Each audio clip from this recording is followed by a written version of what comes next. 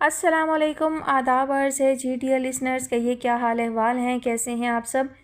دعا ہے، امید ہے آپ سب خیریت سے ہوں گے اور الحمدللہ میں بھی بالکل خیریت سے ہوں۔ اور جناب آپ لوگوں کے لیے لے کر آئی ہوں ناول کی نیکسٹ ایپیسوڈ۔ ناول کی فرمائش ہم سے کی ہے تیمور احمد نے۔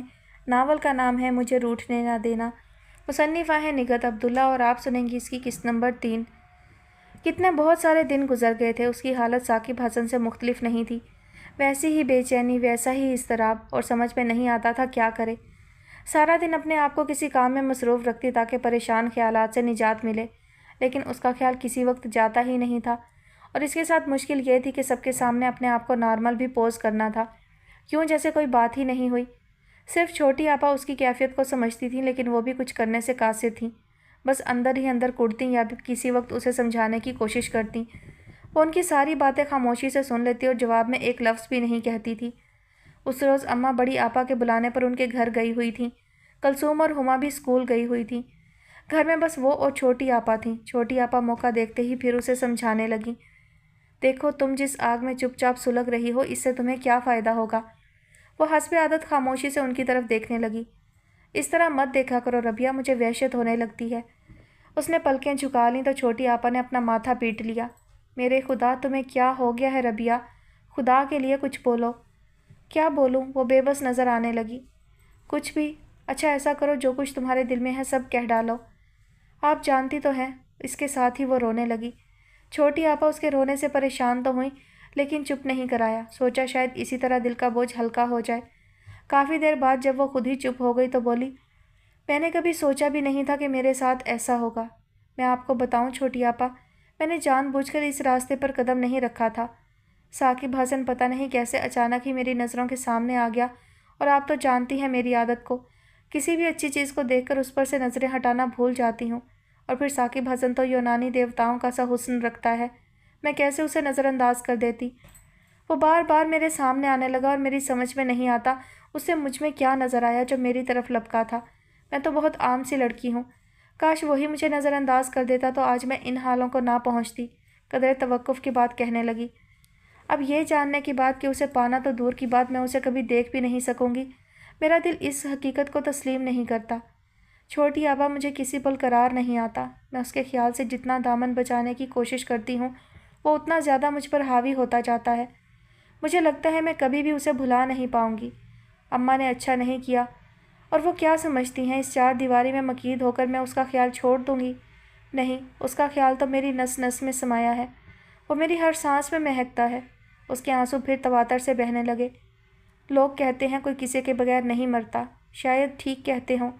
وہ میرے بغیر زندہ ہوگا اور میں اس کے بغیر زندہ ہوں، لیکن چھوٹی آپا، میں زندہ نہیں ہوں، زندہ لاش ہوں۔ میرے اندر ساری خواہشیں، ساری آرزوئیں مر گئی ہیں، میرے احساسات بھی میرا ساتھ نہیں دیتے۔ پھر بھلا میں کیسے زندہ ہوں؟ بتائیں، کیا میں آپ کو زندہ نظر آتی ہوں؟ ربیہ، چھوٹی آپا نے اس کا ہاتھ اپنے ہاتھوں میں دبا لیا، تم بہت بزدل ہو۔ زندگی میں تو اس سے کہیں زیادہ کٹھن مراحل سے گزرنا پڑتا ہے، اور تم پہلے ہی قدم پر حوصلہ ہار گئی۔ میں کیا کر سکتی ہوں؟ یا تو اماں سے صاف صاف کہہ دو کہ ثاقب حسن نہیں تو کوئی بھی نہیں، یا پھر اس کا خیال دل سے نکال دو۔ اس طرح جو تم چپ چاپ اندر ہی اندر جل رہی ہو، یہ انتہائی بزدلی اور اہم کانہ پن ہے۔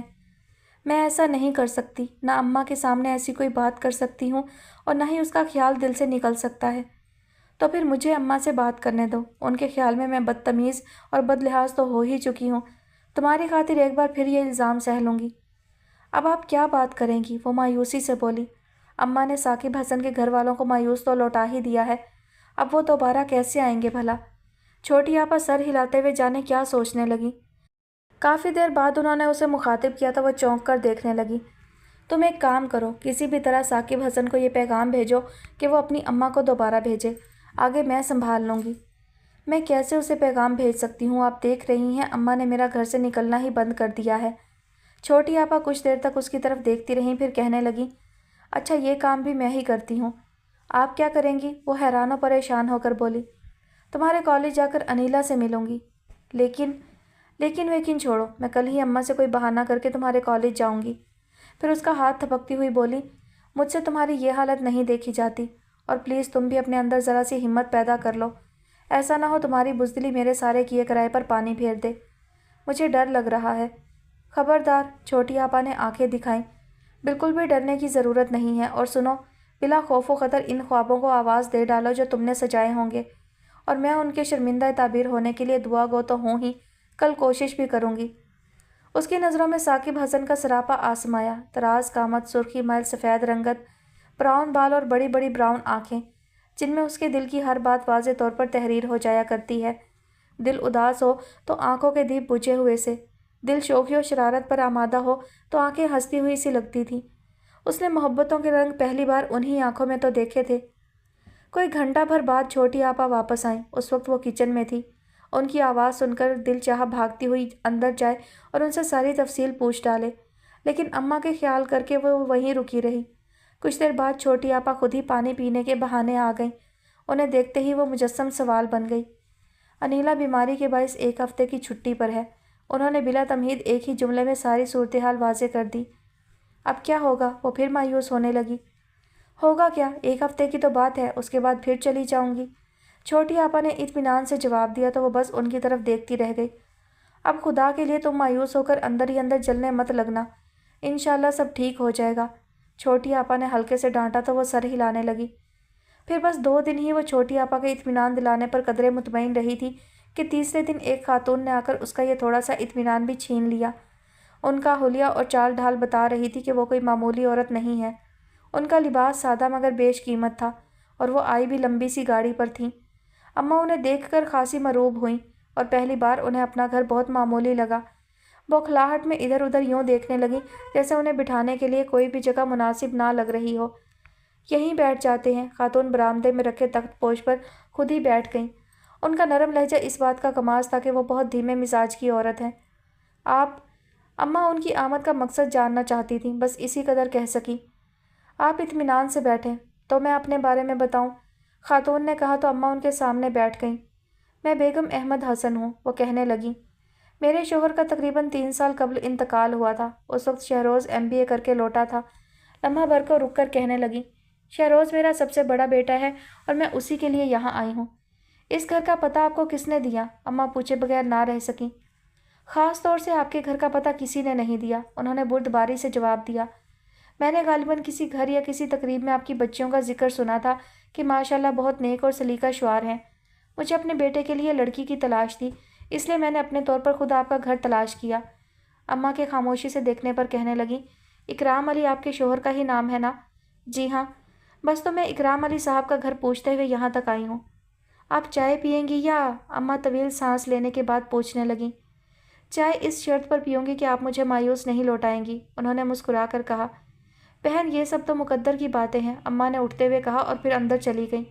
ربیہ اور چھوٹی آپا ایک ہی جگہ بیٹھی تھیں۔ وہ باری باری دونوں کو دیکھنے لگیں۔ ان کی سمجھ میں نہیں آیا چائے کے لیے کس سے کہیں۔ باہر جو خاتون اپنے بیٹے کا رشتہ لے کر آئی تھیں وہ حیثیت میں اماں کی توقع سے کہیں بڑھ کر تھیں۔ اماں نے اپنی بیٹیوں کے لیے خوشحال گھرانوں کی خواہش ضرور پال رکھی تھی، لیکن ان کے گمان میں بھی نہیں تھا کہ کسی امیر زادے کا رشتہ بھی آ سکتا ہے۔ پہلے سہیل کے رشتے کو وہ صرف اس لیے رد کر چکی تھی کہ انہوں نے چھوٹی آپا کے بجائے ربیہ کو پسند کر لیا تھا، اور اب جب کہ سب نے انہیں یہ بات سمجھا دی تھی کہ صوفیہ یا ربیہ میں سے جس کی بھی بات بن جائے اسی کی شادی کر دیں، تو ان کی سمجھ میں نہیں آ رہا تھا ان دونوں میں سے کسے ان کے سامنے بھیجیں۔ گو کہ ماں ہونے کے ناطے ان کی خواہش تھی کہ صوفیہ بڑی ہے، پہلے اس کی شادی ہو، لیکن یہ خدشہ کہ پیر کے نقص کی وجہ سے وہ رد کر دی جائے گی انہیں مجبور کر رہا تھا کہ وہ ربیہ کو ان کے سامنے بھیجیں۔ دل پر پتھر رکھ کر انہوں نے آواز ربیہ کو ہی دی، لیکن پھر کچھ سوچ کر دونوں کو ہی باہر آنے کے لیے کہا۔ کیا بات ہے اماں؟ چھوٹی آپا نے پوچھا، لیکن اماں کوئی جواب دیے بغیر وہیں سے پلٹ آئیں اور ابھی دوبارہ ان خاتون کے سامنے تخت پوش پر بیٹھی ہی تھیں کہ ان کے پیچھے چھوٹی آپا اور ربیہ آ گئیں۔ ان دونوں کو معلوم نہیں تھا کہ اماں کے ساتھ کوئی اور بھی موجود ہے، اس لیے اپنی دھن میں چلی آئیں، لیکن جب ان خاتون پر نظر پڑی تو دونوں ٹھٹک کر رک گئیں۔ آؤ بیٹی آؤ، رک کیوں گئی؟ خاتون نے شفقت سے کہا تو دونوں اماں کی طرف دیکھنے لگیں۔ میرا خیال ہے پہلے چائے بنا لو، اماں نے کسی ایک کو مخاطب کر کے نہیں کہا تھا، اس لیے دونوں کچن کی طرف چلی گئیں اور اماں درزدیدہ نظروں سے بیگم احمد حسن کے چہرے کے تاثرات دیکھنے لگیں جو ان دونوں کو جاتے ہوئے دیکھ رہی تھیں۔ پھر وہ ایک دم اماں کی طرف متوجہ ہوئی تو اماں نے فوراً نظروں کا زاویہ بدل لیا۔ وہ جو بائیں طرف آپ کی بچی جا رہی ہے اس کا نام کیا ہے؟ اماں نے پلٹ کر دیکھا، پھر آہستہ آواز میں بولیں، ربیہ۔ ماشاءاللہ بہت پیاری بچی ہے اور یقیناً میرے شہروز کے ساتھ خوب سجے گی۔ اماں نے کوئی جواب نہیں دیا تو کہنے لگیں، آپ کل ہی اکرام صاحب کے ساتھ ہمارے ہاں تشریف لائیں۔ پھر وہ اماں کو اپنے گھر کا پتہ سمجھانے لگیں۔ کچھ دیر بعد وہ دونوں چائے لے کر آئیں تو انہوں نے دونوں کو اپنے پاس بٹھا لیا اور چائے کے دوران یوں ہی ادھر ادھر کی باتیں کرتی رہیں۔ ان کے جانے کے بعد کلثوم انگلش کی کتاب لے کر چھوٹی آپا کے پاس آ بیٹھی۔ وہ اسے پڑھانے میں لگ گئیں۔ ربیہ کو اماں نے رات کے کھانے کے لیے کہا تو وہ اٹھ کر کچن میں آ گئی۔ اس کا ذہن اچانک ہی مختلف خیالات کی آماج کا بن گیا تھا۔ وہ اجنبی خاتون جو ابھی کچھ دیر پہلے آئی تھیں، انہیں دیکھ کر اتنا تو وہ سمجھ گئی تھی کہ کسی خاص مقصد سے آئی ہوں گی، لیکن یہ سمجھ میں نہیں آ رہا تھا کس کے لیے آئی ہیں، کیونکہ وہ اس سے اور چھوٹی آپا سے ایک ہی لہجے میں بات کر رہی تھی۔ کاش چھوٹی آپا کی بات بن جائے، وہ سوچنے لگی۔ دنیا میں اچھے لوگوں کی کمی نہیں ہے، دیکھنے میں تو خاصی مہربان نظر آئی تھیں۔ ہو سکتا ہے انہوں نے چھوٹی آپا کو پسند کر لیا ہو۔ پھر وہ کتنی دیر تک چھوٹی آپا کے بارے میں سوچتی رہی تھی۔ ابا میاں آئے تو اماں انہیں لے کر اندر چلی گئیں۔ وہ یقیناً انہیں ان خاتون کی آمد کے بارے میں بتا رہی ہوں گی، لیکن پتہ نہیں کیوں اتنی رازداری برت رہی تھی۔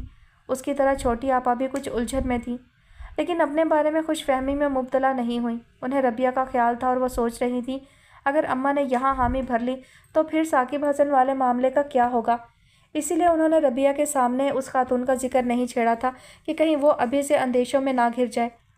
اگلے دن اماں کی سرگرمیاں کچھ پراسرار سی تھیں۔ ابا میاں کے آفس جانے کے بعد انہیں بیٹھے بیٹھے بڑی آپا یاد آنے لگی اور وہ اسی وقت اٹھ کر ان کی طرف چل دیں۔ وہاں سے واپس آئیں تو کچھ بوکھلائی ہوئی سی تھیں، کبھی اپنا بکس کھولتی اور کبھی اماں میاں کا۔ پھر ابا میاں بھی بہت معمول سے پہلے آفس سے آ گئے تھے۔ کچھ دیر آرام کرنے کے بعد وہ اور اماں کہیں جانے کے لیے تیار ہو گئے۔ اتنے میں بڑی آپا اور عاصم بھائی بھی آ گئے۔ پھر وہ چاروں مل کر پتہ نہیں کہاں چلے گئے۔ ان کی واپسی اس وقت ہوئی جب شام گہری ہو کر رات میں ڈھلنے لگی تھی۔ اماں آئی تو بے حد خوش تھی، ان کے پاؤں زمین پر نہیں ٹک رہے تھے۔ ابا میاں البتہ سوچ میں ڈوبے ہوئے تھے۔ چھوٹی آپا، یہ سب کیا ہو رہا ہے؟ وہ سرگوشی میں پوچھنے لگی۔ پتہ نہیں، میری تو اپنی سمجھ میں کچھ نہیں آ رہا، چھوٹی آپا نے لا علمی ظاہر کی۔ پھر کہنے لگی، ایک دو دن صبر کرو، اماں خود ہی اس راز سے پردہ اٹھا دیں گی۔ لیکن انہیں 2 دن صبر نہیں کرنا پڑا۔ اگلے ہی دن اماں چھوٹی آپا کو اپنے سامنے بٹھا کر کہنے لگیں، رات ہم نے ربیہ کی بات طے کر دی ہے۔ پرسوں جو بیگم احمد حسن آئی تھیں ان کے بیٹے کے ساتھ۔ فوری طور پر چھوٹی آپا کچھ بول ہی نہ سکیں، بس حیرت سے ان کے ہونٹ نیم وا ہو کر رہ گئے تھے۔ جبکہ اماں تفصیلات بتاتے ہوئے کہہ رہی تھیں، اسی دن وہ ربیہ کو پسند کر کے ہمیں اپنے گھر آنے کی دعوت دے گئی تھی۔ رات ہم ان کی طرف ہی گئے تھے۔ ماشاءاللہ بہت بڑے لوگ ہیں۔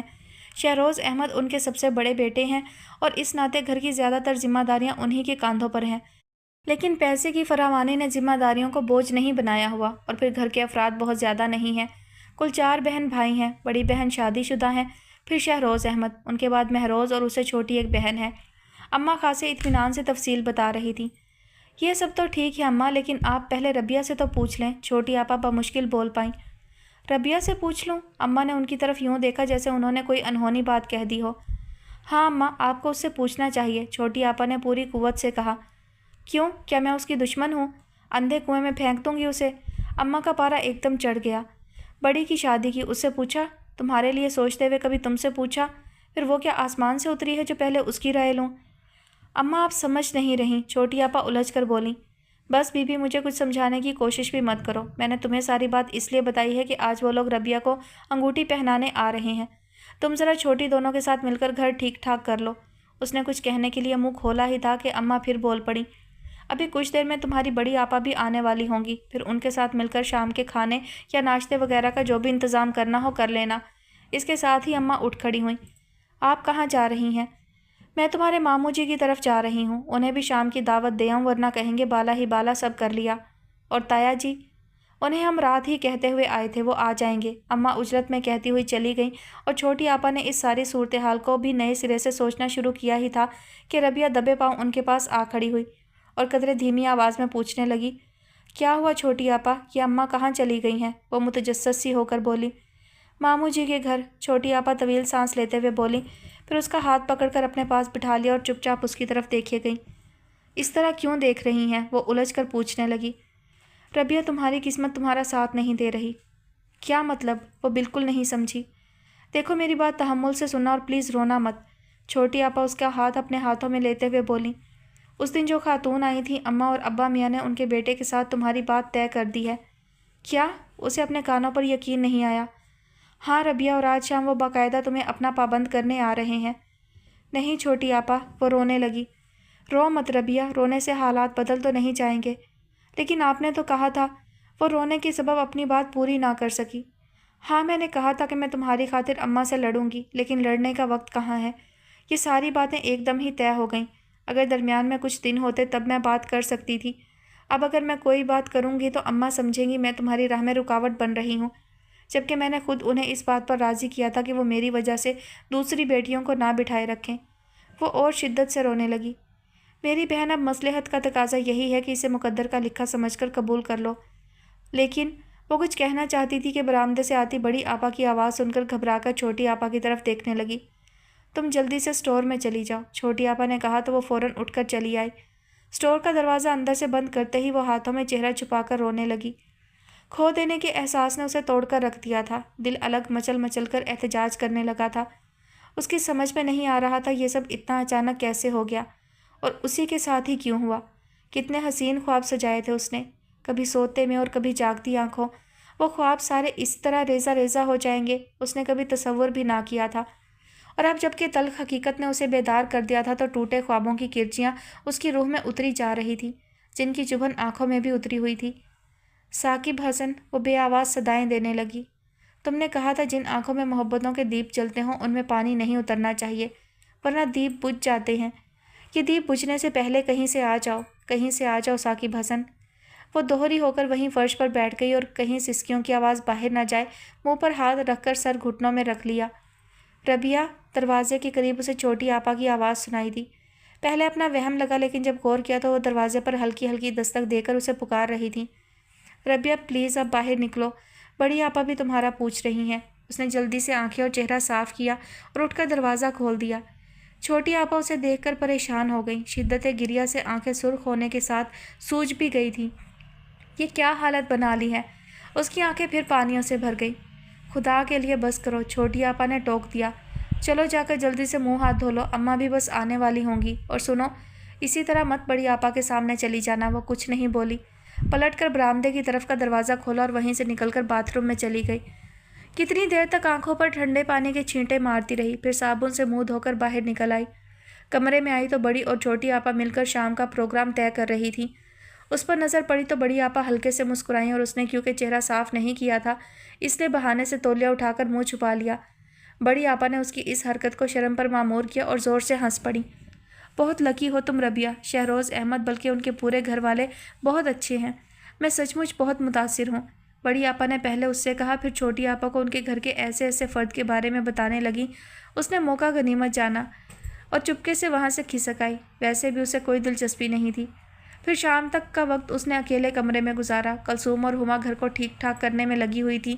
بڑی آپا اور چھوٹی آپا کچن میں گھسی شام کے لیے پتہ نہیں کیا کچھ تیار کر رہی تھی۔ ابا میاں بھی اسی وقت آ گئے تھے۔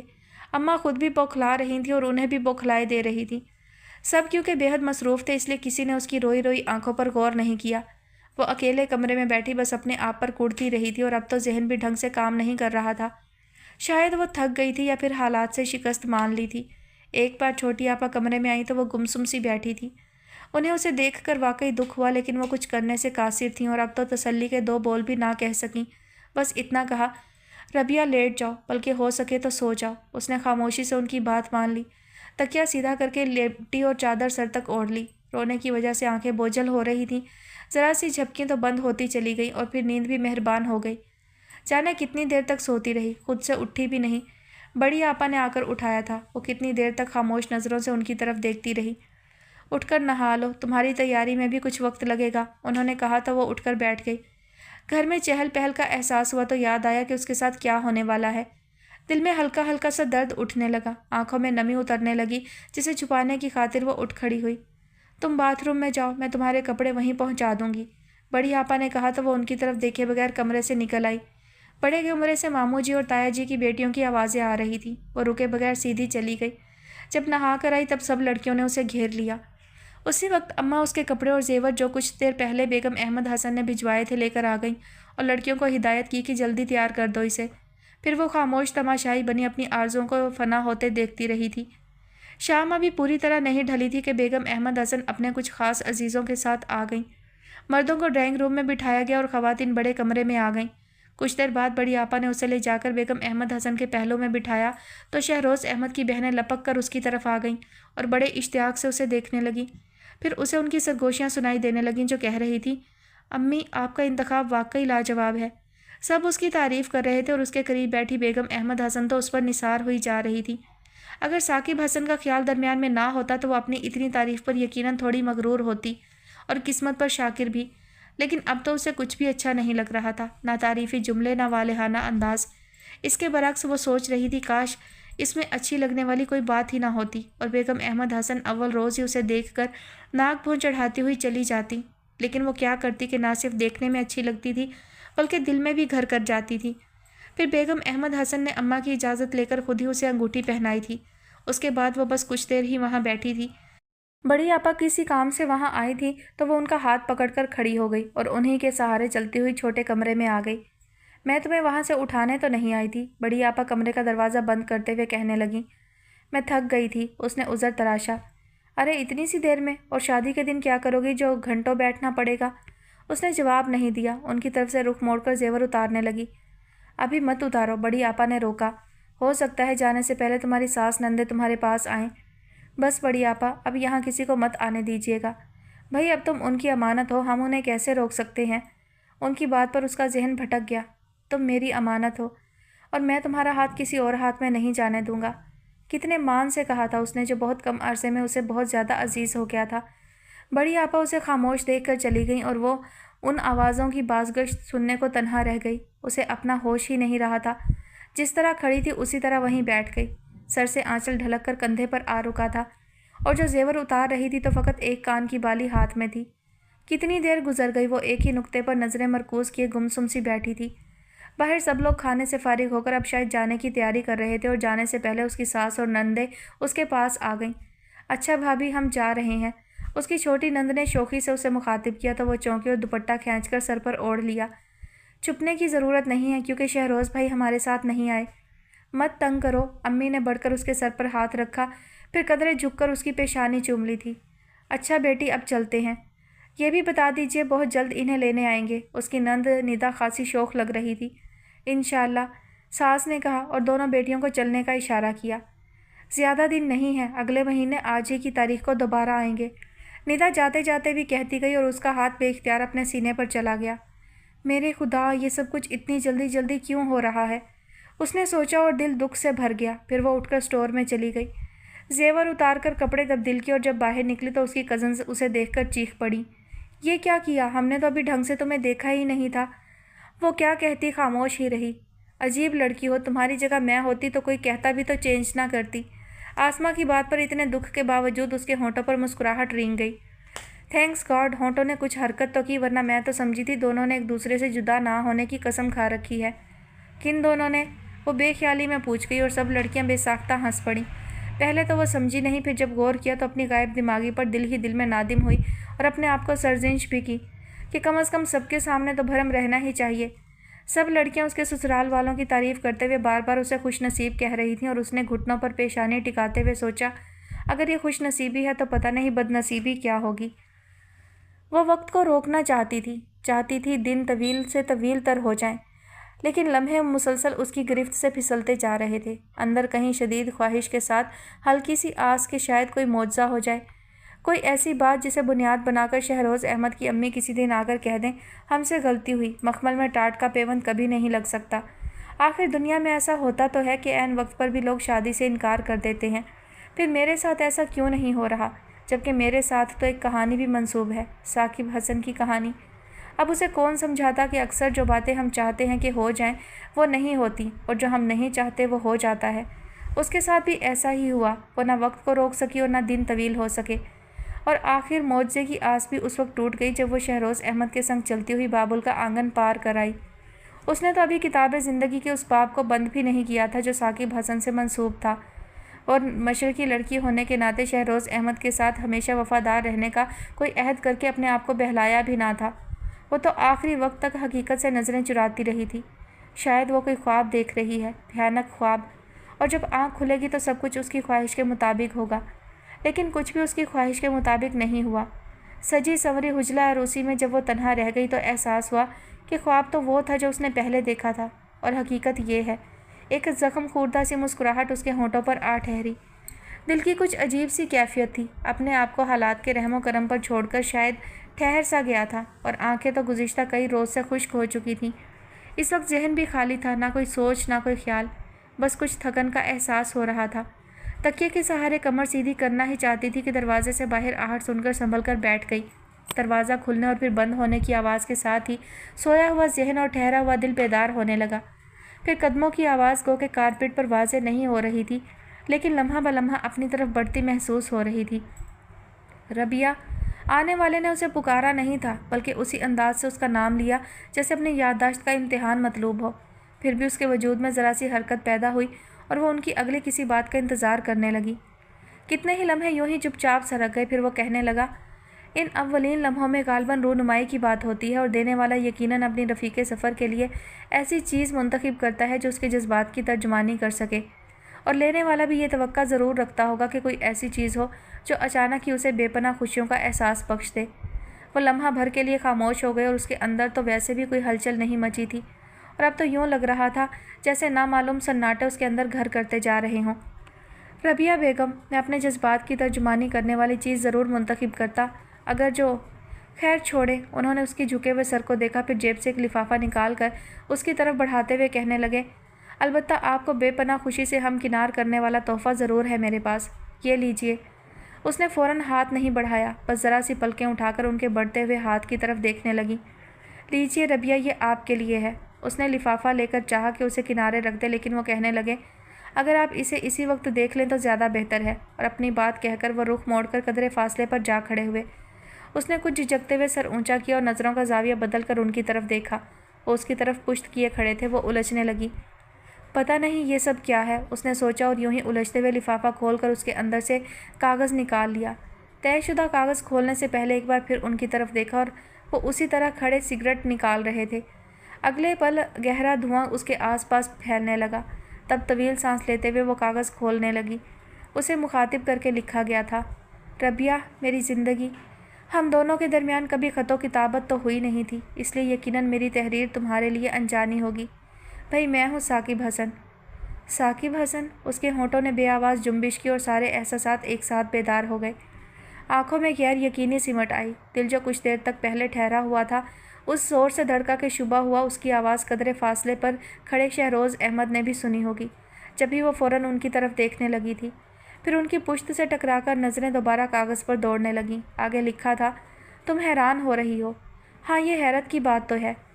ٹھہرو، میں تمہیں ساری بات بتاتا ہوں۔ میں نے تم سے کہا تھا نا کہ تم میری امانت ہو، اور میں تمہارا ہاتھ کسی اور کے ہاتھ میں نہیں جانے دوں گا، تو اب بھی تم اپنے آپ کو میری امانت سمجھو۔ ہاں، تم شہروز احمد کے پاس میری امانت ہو۔ نہیں سمجھی بے وقوف لڑکی؟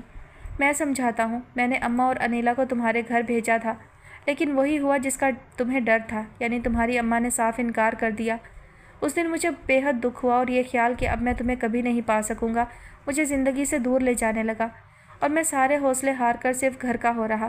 مجھے لگا جیسے اب میری زندگی میں کوئی مقصد نہ رہ گیا ہو، مجھے کسی پل قرار نہیں تھا۔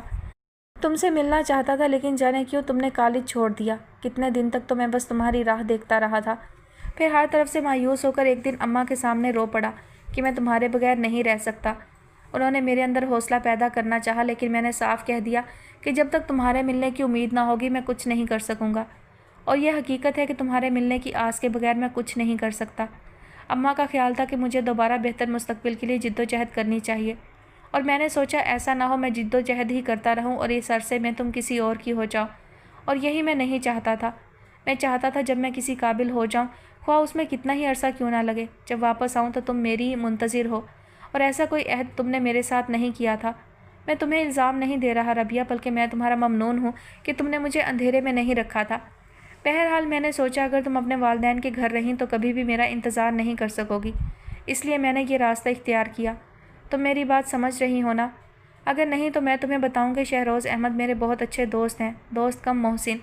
ایک بار پہلے بھی یہ مجھ پر احسان کر چکے ہیں، خیر اس کی تفصیل تو بعد میں کبھی بتاؤں گا۔ اس وقت ان کا یہ احسان ہے کہ انہوں نے میرے کہنے پر تمہیں اپنایا۔ تم اس وقت تک میری امانت کے طور پر ان کے گھر میں رہو گی، جب تک میں تمہاری والدہ کے معیار کے مطابق بڑا آدمی بن کر نہ لوٹ آؤں۔ گو کہ شہروز احمد اس بات کے لیے آمادہ نہیں تھے، لیکن میں نے بڑی مشکل سے انہیں آمادہ کیا۔ تمہیں ان کے گھر کسی قسم کا کوئی خطرہ نہیں ہوگا۔ تم اطمینان سے رہنا اور نہ صرف میرے حوالے سے خواب سجانا بلکہ آس کے دیپ بھی چلا رکھنا۔ تم اور بھی بہت کچھ جاننا چاہو گی تو اس کے لیے صبح کا انتظار کرو۔ صبح میں تم سے ملنے آؤں گا۔ اس وقت اتنی باتیں بتا دینے یوں ضروری سمجھی کہ کہیں تم شہروز احمد کے رویے سے پریشان نہ ہو جاؤ۔ ویسے شہروز کا اصرار بھی تھا کہ میں تمہیں اتنا ضرور بتا دوں کہ ان سے تمہارا نکاح ضرور ہوا ہے، لیکن تم ان کی بیوی نہیں ہو۔ باقی باتیں صبح کریں گے۔ تمہارا ثاقب۔ خط پڑھنے کے بعد بھی وہ کتنی دیر تک اسی طرح بیٹھی رہی تھی۔ وہ کہ اس نے سمجھانے کی کوشش کی تھی، پھر بھی اس کی سمجھ میں نہیں آ رہا تھا کہ یہ سب کیا ہے۔ شہروز احمد ہلکے سے کھنکارے تو وہ چونک گئی۔ اسے خیال ہی نہیں رہا تھا کہ کمرے میں کوئی اور بھی موجود ہے۔ اپنے آپ میں بڑا عجیب سا محسوس کرتے ہوئے خط طے کر کے دوبارہ لفافے میں ڈالا اور کچھ ڈرتے ڈرتے ذرا سی گردن گھما کر ان کی طرف دیکھا، اور سامنے بیٹھا شخص کوئی عام سا شخص نہیں تھا۔ کوئی ایسی بات اس میں تھی جس نے اس کے احساسات پر برف کی تہیں جما دیں، اور وہ اپنی عادت کے مطابق یک ٹک انہیں دیکھتے ہوئے کھو سی گئی۔ جانے اس کے ساتھ ایسا کیوں ہوتا تھا؟ جب بھی کوئی منفرد شے نظر آئی وہ کھو گئی۔ کبھی ایسے مقام پر اپنے آپ پر اختیار نہیں رہا تھا۔ ہزار کوشش کرتی نظروں کا زاویہ بدل لے یا پلکیں جھپکا لیں، لیکن کبھی کامیابی نہیں ہوئی۔ شہروز احمد اس کی طرف متوجہ نہیں تھے، کوئی میگزین ہاتھ میں لیے اسی میں مگن تھے، لیکن جب پیشانی پر بے نام سی تپش محسوس ہوئی تو فوراً سر اونچا کر کے دیکھا اور اسے یوں کھوئے کھوئے انداز میں اپنی طرف دیکھتے ہوئے پا کر جانے کیا سمجھے۔ کھڑے ہوتے ہوئے اپنی صفائی پیش کرنے لگے۔ یقین کریں اس سارے قصے میں میرا کوئی قصور نہیں، میں تو سرے سے مان ہی نہیں رہا تھا، لیکن ثاقب، ہاں ثاقب، وہ جیسے ہوش میں آ گئی، سر کو ہلکے سے جھٹکا دیا اور سیدھی ہو بیٹھی۔ میں شاید مزید اس سلسلے میں کچھ نہ کہہ سکوں۔ انہوں نے جیب سے سگریٹ نکال کر ہونٹوں میں دبایا اور سلگانے کے بعد اس کی طرف متوجہ ہوئے تو کہنے لگے، آپ کے دائیں طرف ڈریسنگ روم ہے اور ادھر باتھ روم، اس طرف میرا اسٹڈی روم ہے، میں اس میں جا رہا ہوں، آپ ریلیکس ہو جائیں۔ پھر جاتے جاتے کہنے لگے، اگر کسی چیز کی ضرورت ہو یا کوئی اور بات ہو تو میرا دروازہ ناک کر دیجیے گا۔ اس کے ساتھ ہی وہ اپنے اسٹڈی روم کی طرف بڑھ گئے۔ وہ بہت خاموشی سے انہیں جاتے ہوئے دیکھتی رہی، اور جب انہوں نے کمرے میں داخل ہو کر دروازہ بند کر لیا تو اس نے طویل سانس لے کر اپنے تنے ہوئے اعصاب کو پرسکون کیا۔ پھر فوراً مسہری سے اتر آئی، ڈریسنگ روم میں جا کر پہلے زیور اتارا، پھر ڈریس چینج کر کے ہلکی پھلکی ہو گئی۔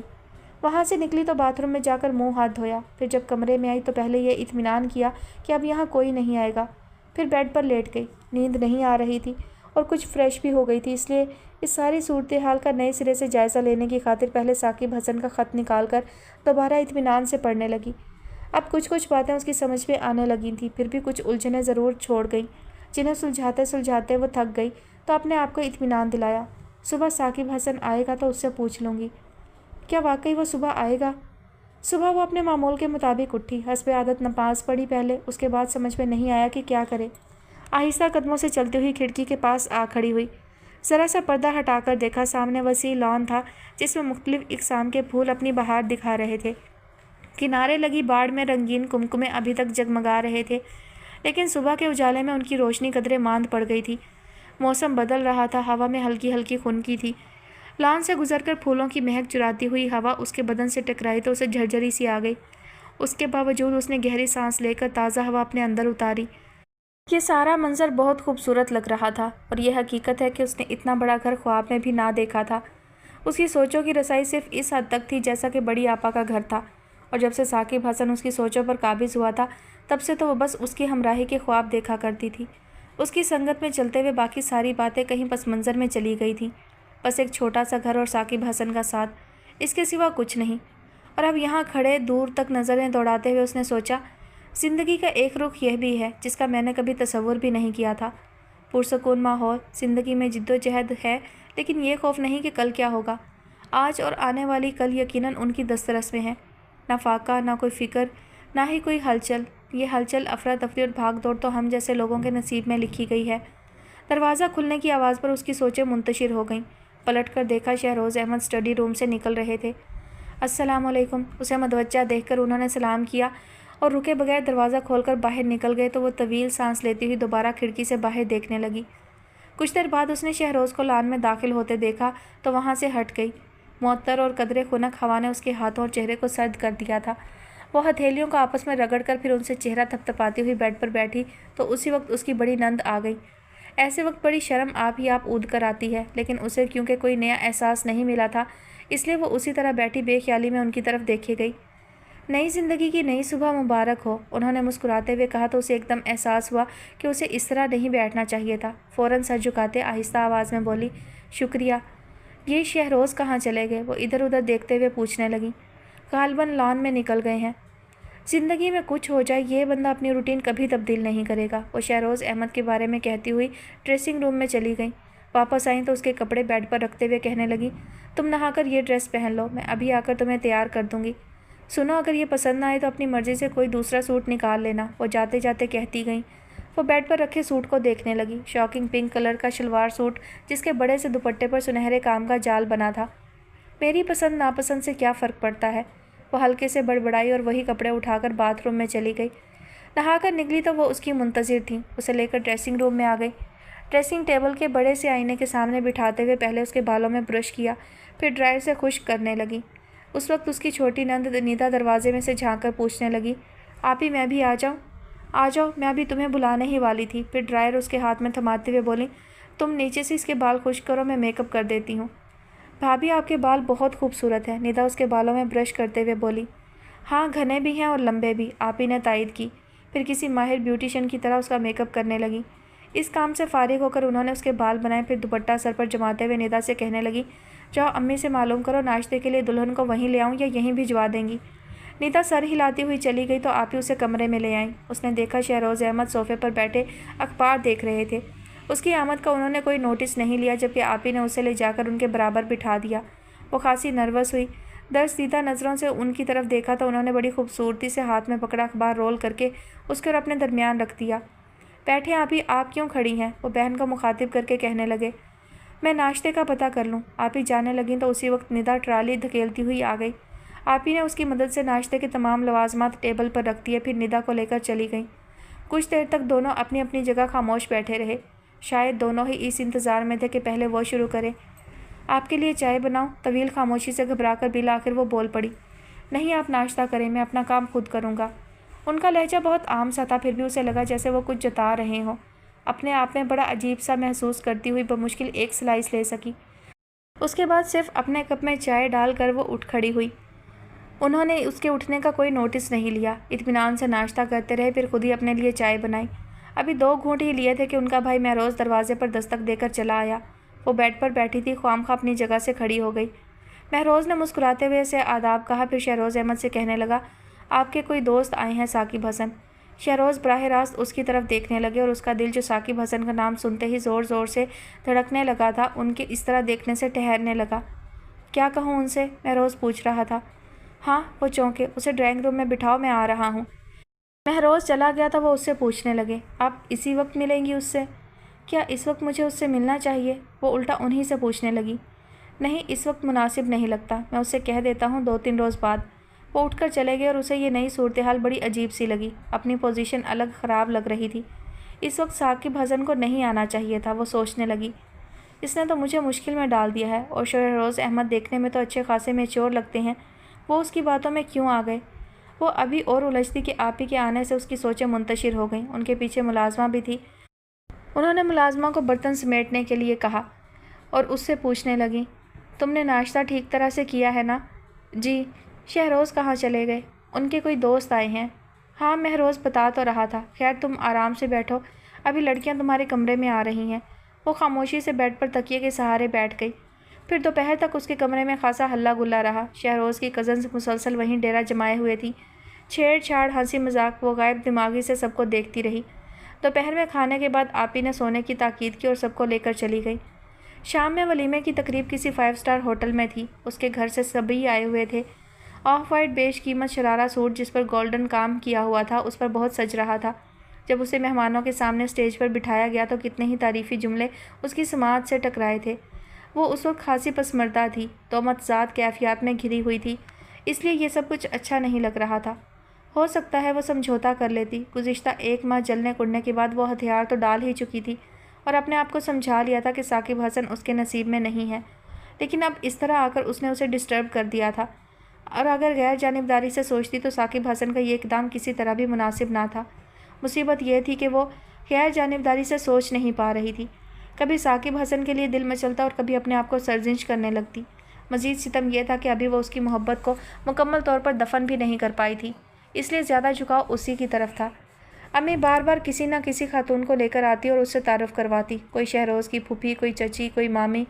वो बस एक नज़र उठाकर सर झुका लेती। ज़िंदगी पड़ी है इन रिश्ते नातों को समझने की, उसने सोचा, लेकिन फिर फ़ौरन ही दूसरा ख्याल, मुझे क्या ज़रूरत है सबको जानने की, मेरा कौन सा नाता है इन सब से। फिर छोटी आपा उसके पास आ बैठी, उसका दुपट्टा ठीक करने के बहाने कदरे उसकी तरफ झुककर सरगोशी में कहने लगी, यूँ मुँह मत फुलाकर बैठो, वलीमे की दुल्हन हो, एक शर्मगी मुस्कुराहट तुम्हारे होंठों पर होनी चाहिए। कहाँ से लाऊं शर्मगी मुस्कुराहट, वो बेबसी से बोली। शहरोज़ अहमद का तसव्वुर और फिर उनकी बातें याद कर लो, खूबसूरत मुस्कुराहट आप ही आप होंठों पर सज जाएगी।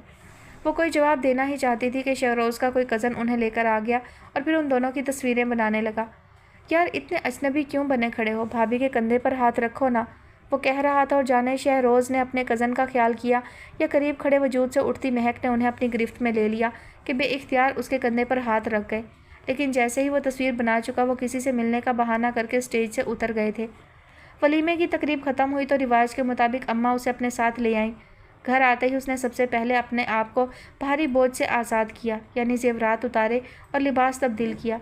उसके बाद बहनों के पास आ बैठी। बड़ी आपा कुरेद कुरेद कर उससे पूछने लगी, शहरोज़ कैसे हैं तुम्हारी सास और नंदे? बड़ी आपा, उसने टोका, एक ही दिन में मैं किसी को कैसे जान सकती हूँ भला, कुछ अंदाज़ा तो हुआ होगा। सब अच्छे हैं, उसने जान छुड़ाई। फिर रात और अगला सारा दिन उसने यहीं गुजारा। शाम में उसके ससुराल से काफ़ी लोग उसे लेने आए। उसी वक्त कलसूम और हुमा ने शहरोज़ का जूता छुपाकर उनसे अच्छी खासी रकम वसूल कर ली। छोटी आपा अलग थलग सी थी, ज़्यादा मेहमानों के सामने आई ही नहीं थी। फिर खाने के बाद वो सबके साथ दोबारा उसी घर में आ गई जिसे वो अपना घर नहीं कह सकती थी।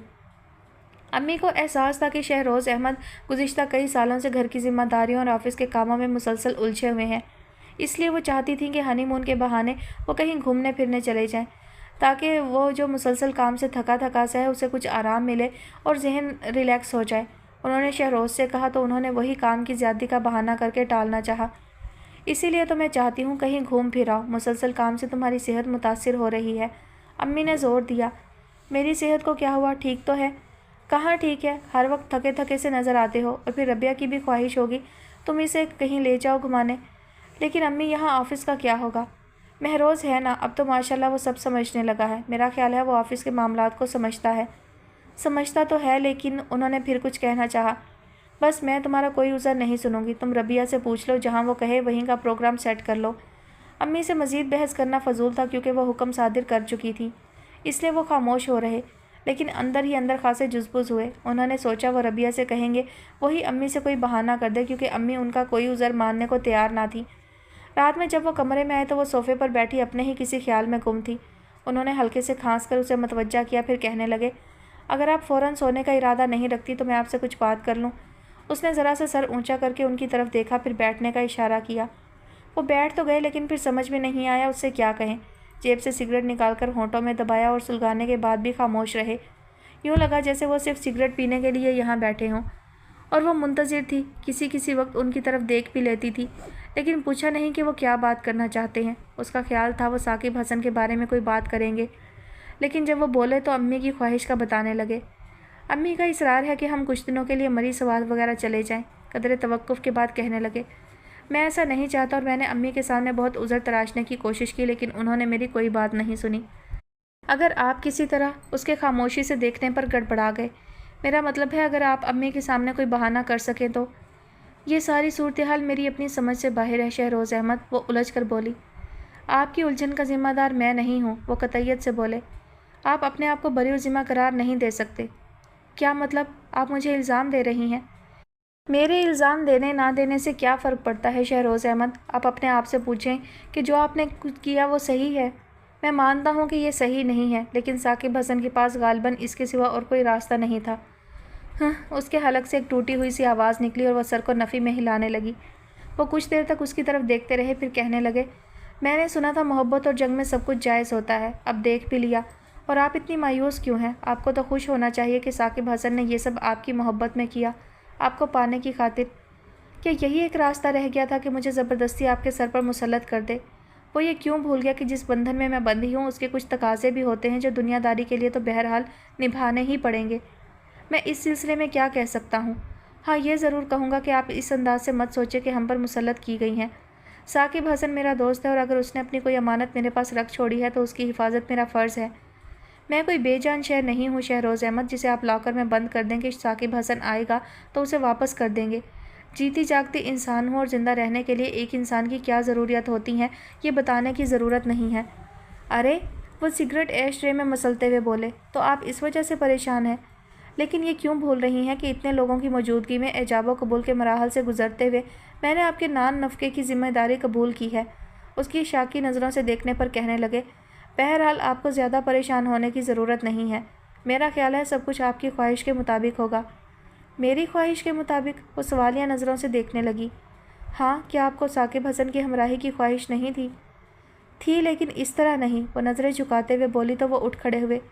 یہی بات میں نے ثاقب حسن کو سمجھانے کی کوشش کی تھی کہ کوئی بھی لڑکی اپنی محبت کو پانے کے لیے یہ طریقہ اختیار نہیں کر سکتی۔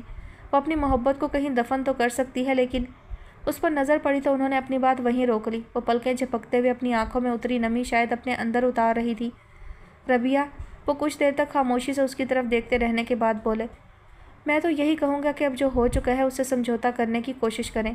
پھر اسٹڈی روم کی طرف جاتے ہوئے جیسے اچانک کوئی بات یاد آئی تو پلٹ کر کہنے لگے، سنیں، کل آپ کو ثاقب حسن سے ملنا ہے۔ اپنی بات کہہ کر وہ رکے نہیں، فوراً دروازہ کھول کر اسٹڈی میں داخل ہو گئے اور وہ کتنی دیر تک سن سی بیٹھی رہ گئی تھی۔ صبح وہ آفس جانے سے پہلے اس کے ساتھ دوبارہ کمرے میں آئی ورنہ تو ناشتے کے بعد وہیں سے چلے جایا کرتے تھے۔ اس نے انہیں دیکھ کر قدرے حیرت کا اظہار کیا تو وہ کہنے لگے، میں نے امی سے کہہ دیا کہ آج ہم لنچ پر کہیں انوائٹڈ ہیں، 11 بجے آپ تیار رہیے گا، میں گاڑی بھیج دوں گا۔ کیا مطلب؟ وہ واقعی نہیں سمجھی۔ ارے وہ حیران ہوئے، کیا آپ کو یاد نہیں رہا رات میں نے کیا کہا تھا کہ آج آپ کو ثاقب حسن سے ملنا ہے؟ اس کے نظریں چرانے پر کہنے لگے، ثاقب آپ سے ملنے کے لیے بہت بے چین ہے، ویسے بھی آج کل میں وہ باہر جانے والا ہے۔ اس نے کوئی جواب نہیں دیا، نہ کوئی تبصرہ کیا، انہیں وہیں چھوڑ کر ڈریسنگ روم میں چلی گئی۔ کچھ دیر بعد واپس آئی تو وہ موجود نہیں تھے۔ پھر 11 بجے تک کا وقت اس نے بہت اضطراری کیفیت میں گزارا۔ متضاد کیفیات میں تو وہ اول روز سے ہی گر گئی تھی اور آج تو وہ اپنے آپ کو بالکل ہی بے بس محسوس کر رہی تھی۔ دل ثاقب حسن سے ملنے پر اصرار کر رہا تھا اور دماغ سرزنش۔ ہو سکتا ہے وہ دل کو دماغ کے تابع کر لیتی لیکن حالات اس کا ساتھ نہیں دے رہے تھے۔ 11 بجے امی خود اس کے کمرے میں آ کر کہنے لگی، بیٹا تم ابھی تک تیار نہیں ہوئی، شہروز کہہ کر گئے تھے کہ تم دونوں کو کہیں جانا ہے۔ اس نے سوچا سر درد کا بہانہ کر کے منع کر دے لیکن امی بڑے اصرار سے کہہ رہی تھی، جلدی سے تیار ہو جاؤ، ڈرائیور گاڑی لے کر آتا ہی ہوگا۔ وہ سر ہلاتی ہوئی اٹھ کھڑی ہوئی۔ اس نے تیاری میں زیادہ دیر نہیں لگائی، ویسے بھی اس نے کوئی خاص اہتمام نہیں کیا تھا، ہلکے رنگ کا پلین سوٹ اور میک اپ کے نام پر صرف لپسٹک لگا لی تھی۔ کمرے سے نکلی تو امی اسے دیکھ کر حیران ہو گئی، بیٹا اس طرح جاؤ گی؟ جی۔ اس کا جی اثبات بھی تھا اور سوالیہ بھی۔ بری بات ہے، ابھی تو نئی دلہن ہو، جاؤ کوئی اچھا سا سوٹ پہن لو، اور تم نے کوئی زیور بھی نہیں پہنا۔ ٹھیک تو ہوں امی۔ ٹھیک نہیں ہو؟ اچھا اگر کپڑے نہیں بدلنا چاہ رہی تو زیور ضرور پہن لو۔ وہ چپ چاپ دوبارہ اندر چلی گئی۔ بھاری زیور کے بجائے اس نے ہلکا سا سیٹ پہن لیا۔ پھر جب باہر آئی تو ڈرائیور گاڑی لے کر آ چکا تھا۔ اس نے امی کو اپنے جانے کا بتایا اور باہر نکل آئی۔ گاڑی کچھ جانے پہچانے اور کچھ انجانے راستوں پر دوڑتی ہوئی ایک 5 اسٹار ہوٹل کے سامنے رکی تو وہ قدرے حیران ہو کر ادھر ادھر دیکھنے لگی۔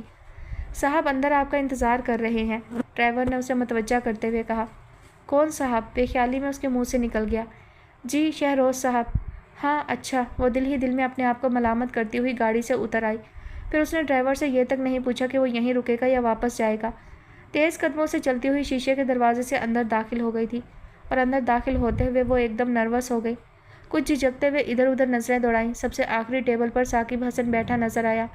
اتنے دنوں بعد اسے دیکھ رہی تھی، فوری طور پر ہر بات ذہن سے نکل گئی، بس وہی یاد رہا، اور ابھی یہاں آنے سے پہلے وہ جو دل کو دماغ کے تابع کرنا چاہتی تھی اب پورا وجود دل کے تابع ہو گیا تھا۔ قدموں کو بے اختیار اس کی طرف بڑھنے سے کسی طرح روک نہ سکی، بلکہ شاید اس نے دوبارہ سانس بھی اس کے قریب جا کر ہی لیا تھا۔ جی تو ڈیئر لسنرز، آج کے ایپیسوڈ کا اختتام ہوتا ہے یہیں پر، اور مجھے ایسا لگ رہا تھا جب میں نے شہروز کا نام سنا تو مجھے یاد آ گیا کہ ثاقب حسن کا دوست شہروز، جب اس کی سسٹر اس سے بات کر رہی تھی کہ آپ کی مدد کر سکتے ہیں آپ کے دوست، تو وہ مجھے یاد آیا کہ یہ اس نے ہی کیا ہوگا، لیکن مجھے یہ اندازہ نہیں تھا کہ شادی بھی ہو جائے گی۔ مجھے لگا کہ وہ کچھ وقت لیں گے، منگنی وغیرہ کریں گے اور معاملے کو کچھ لٹکائے رکھیں گے کچھ عرصے تک کے لیے، اور پھر شاید منگنی توڑ دیں، جس لڑکی کی منگنی ٹوٹ جائے اس کا دوبارہ رشتہ ہونا مشکل ہو جاتا ہے، کچھ ایسا سین ہوگا۔ لیکن مجھے یہ اندازہ نہیں تھا کہ شادی ہی ہو جائے گی، اور اب یہ واقعی بڑی آکورڈ سی سچویشن ہے، بہت ہی عجیب و غریب ہے، اور وہ صحیح طور پر جھنجھلائی ہوئی ہے، مطلب وہ عجیب طور سے ذہنی اور دلی کشمکش میں مبتلا ہے۔ بہت ہی عجیب جنگ ہے یہ، مطلب بہت ہی آکورڈ ہے۔ کیسے ممکن ہے مطلب کہ ایک انسان جس سے نکاح ہوا ہے اس کے ساتھ رہتے ہوئے، اس کی بیوی ہوتے ہوئے وہ کسی اور سے ملنے جائے اور وہ انسان محسوس نہ کرے اس چیز کو، یہ بھی ممکن نہیں ہے۔ مطلب نکاح کا تعلق ہی ایسا ہوتا ہے۔ کافی الجھی ہوئی کہانی ہے، خیر دیکھتے ہیں آگے کیا ہوتا ہے۔ نیکسٹ ایپیسوڈ کا انتظار کیجیے گا، اپنا خیال رکھیے گا، اللہ حافظ۔